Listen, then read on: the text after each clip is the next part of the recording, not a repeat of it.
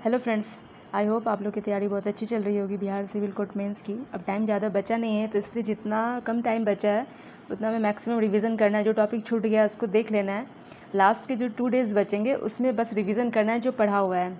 तो अभी टाइम है थोड़ा, तो मैंने सोचा कि एक लेटर बता दूँ कैसे लिखना है एडिटर को, क्योंकि ज़्यादा प्रोबेबिलिटी है कि एग्ज़ाम में वो सोशल इशू पे या फिर आसपास जो सोसाइटी में जो प्रॉब्लम है उस पर ही लेटर लिखने को आता है एग्ज़ाम में अक्सर। तो चलिए वीडियो को स्टार्ट करते हैं टाइम को बिना वेस्ट किए। तो पहला जैसे आप लोग देख रहे होंगे यहाँ क्वेश्चन है कि letter to editor about increasing pollution जो बढ़ रहा है हमारे आसपास, तो उसके बारे में एडिटर को लेटर लिखना है कि वो इसके बारे में पेपर में छापकर अवेयरनेस बढ़ा सके सोसाइटी में या फिर आसपास या फिर लोग मतलब अथॉरिटी को फिर ये न्यूज़ जाएगा, तभी वो सोशल इशू रिजॉल्व हो पाएगा। तो उसी रिगार्डिंग ये एप्लीकेशन लिखना है। तो जैसे ही एप्लीकेशन एग्ज़ाम में पूछा जाएगा किसी भी, तो पहले 2 मिनट के लिए सोचना है उस पर और एक फ्रेम बनाना है दिमाग में कि हाँ स्टार्टिंग कैसे करना है, क्या टॉपिक से स्टार्ट करना है, ताकि जो स्टार्टिंग का 2 लाइन या 3 लाइन ही वो एग्जामिनर पढ़ते हैं अच्छे से। अगर वो अच्छा लग गया तो वो समझ जाते हैं कि इसको नॉलेज है और वो फुल मार्क्स देते हैं। तो स्टार्टिंग का 1-2 लाइन जो वो बहुत अच्छा हम लोग को लिखना है वहाँ पर, ताकि इम्प्रेशन अच्छा जमे एग्ज़ाम में। तो चलिए वीडियो को स्टार्ट करते हैं। जैसे कि आप लोग देख रहे होंगे यहाँ पे कि स्टार्ट करते वक्त जो होता है ना, स्टार्ट में पहले क्या लिखना होता है, पहले खुद का नाम। तो कोशिश कीजिएगा आप लोग क्या एग्ज़ाम में जब भी आप लोग लेटर राइटिंग लिखें तो खुद का नाम लिखें वहाँ पे, किसी और का नाम नहीं।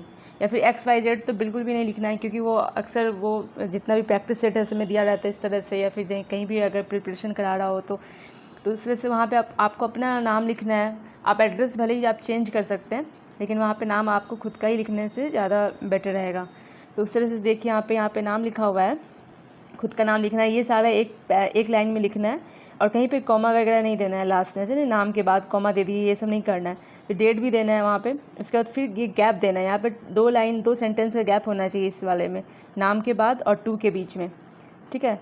उसके फिर आगे बढ़ते हैं। टू, इसका 2 में कॉमा नहीं देना है। टू जिसको लिख रहे हैं, जिसको रिप्रेजेंट कर रहे हैं एप्लीकेशन, वहाँ पे वो लिखना है टू द एडिटर। फिर कहाँ का कोई भी मतलब अगर एप्लीकेशन में क्वेश्चन में लिखा है कि मेंशन किया हुआ है कि कौन से एडिटर को लिखना है तो वो लिखना है। अदरवाइज़ आप कुछ भी कोई भी पेपर का नाम लिख सकते हैं वहाँ पे, और कहाँ पे, जैसे मेन तो पटना ही लिखना है यहाँ पे, या फिर कोई भी जगह लिख सकते हैं, कोई भी सिटी लिख सकते हैं, इसमें कोई इशू नहीं है, बस फॉर्मेट सही होना चाहिए। और फिर सब्जेक्ट यहाँ पे, फिर यहाँ पे जो है ना, ये जो इतना दोनों के बाद फिर यहाँ पे ना इस वाले एरिया में कम से 2 और 3 लाइन का डिफरेंस मतलब गैप होना चाहिए।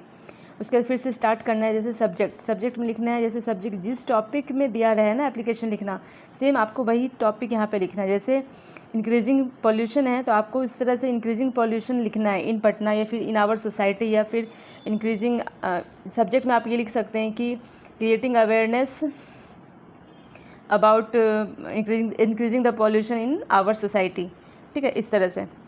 तो फिर नीचे यहाँ पे 1 सेंटेंस का फिर यहाँ पे गैप होगा, ठीक है।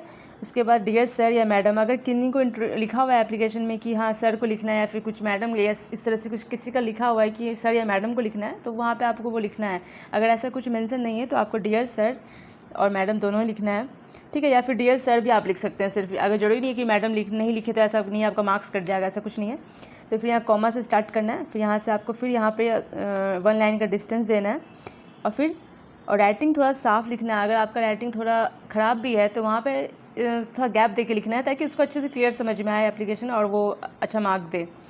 तो इस तरह से आप देख सकते हैं यहाँ पे लिखा हुआ है, जैसे आई am deeply concerned about the increasing pollution इन पटना। इस तरह से आप कुछ भी सेंटेंस अपने बारे में लिख सकते हैं, आसपास सोसाइटी के बारे में। I am deeply worried about the increasing pollution in our society, in our city, इस तरह से कुछ भी। Air quality has worst due to vehicle emission, कुछ भी कारण दे सकते हैं, इंडस्ट्रियल एक्टिविटीज़ या फिर लोकल पीपल इशूज़, मतलब जिस तरह से आसपास गंदगी फैल रहे हैं। ड्रेनेज सिस्टम भी लिख सकते हैं यहाँ पर, अगर इंडस्ट्रियल नहीं है आपके एरिया में या फिर उस समय याद नहीं आ रहा है तो आप ड्रेनेज सिस्टम भी लिख सकते हैं। ड्रेन सिस्टम सही नहीं है तो इसकी वजह से पोल्यूशन पूरी चारों तरफ बढ़ गया है। The Ganga river is polluted with sewage and industrial waste, या फिर ड्रेनेज सिस्टम की वजह से भी लिख सकते हैं यहाँ पे। हाँ, थ्रेटनिंग पब्लिक हेल्थ, जो कि पब्लिक हेल्थ को वो नुकसान कर रहा है। रेस्पिरेटरी इशू हो रहा है, जो इशू होते हैं पॉल्यूशन की वजह से, वो आपको यहाँ पर लिखना है।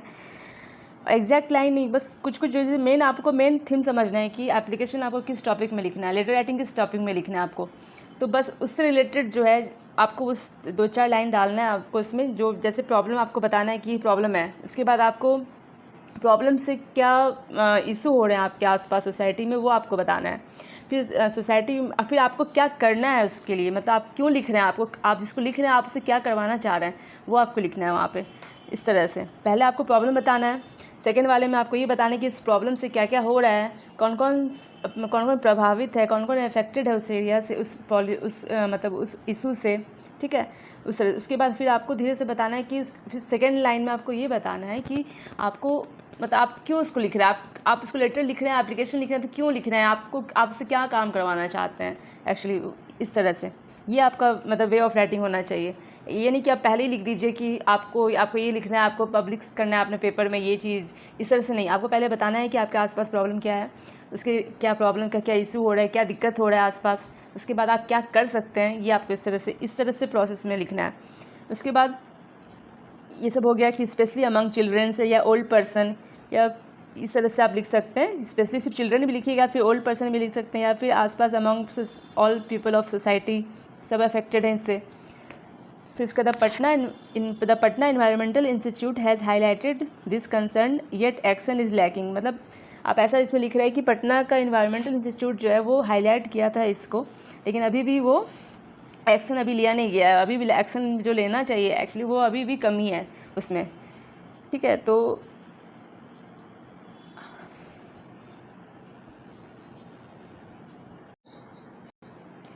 नेक्स्ट पैसेज यहाँ पे जैसे हम लोग प्रॉब्लम बता दिए कि ये से प्रॉब्लम हो रहा है, और आगे इसके कौन से मतलब क्या क्या इफेक्ट है, उससे क्या क्या इफेक्ट हो रहा है, उससे आसपास के लोग कैसे प्रभावित हो रहे हैं।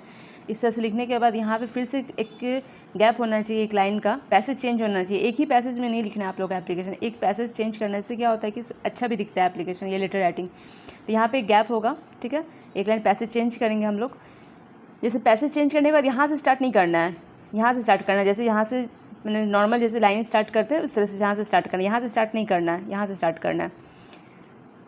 आई urge authority to enforce stickers emission norms, मतलब मुझे ये मेरी प्रबल इच्छा है कि मैं आप मतलब इसको जो ये जो अथॉरिटी को आप इन्फोर्स कीजिए ताकि जो इम्प्रूव कर सके, और मैनेजमेंट सिस्टम को, वेस्ट जो मैनेजमेंट सिस्टम हो रहा है, या फिर प्रमोट पब्लिक ट्रांसपोर्ट, ये सब को आप अपने न्यूज़पेपर में छाप कर इसको अवेयरनेस फैलाइए और एक चेंज लाने की कोशिश कीजिए सोसाइटी में।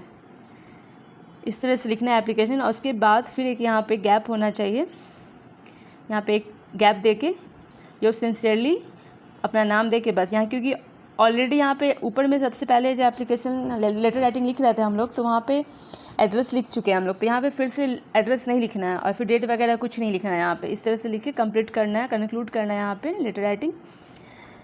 और कोई भी इशू, कोई किसी भी टॉपिक में अगर लेटर राइटिंग आता है तो पहले तो सोचना है कि इस टॉपिक में जैसे पॉल्यूशन है या फिर कोई भी इशू आसपास के जो भी प्रॉब्लम है, तो उससे सोचना है कि हम लोग अपने एरिया को रिलेट करना है, उस समय अपने एरिया को, अपने लोकेलिटी को याद करना है कि क्या क्या प्रॉब्लम हो सकता है, उससे क्या क्या प्रॉब्लम है अभी एक्चुअली में।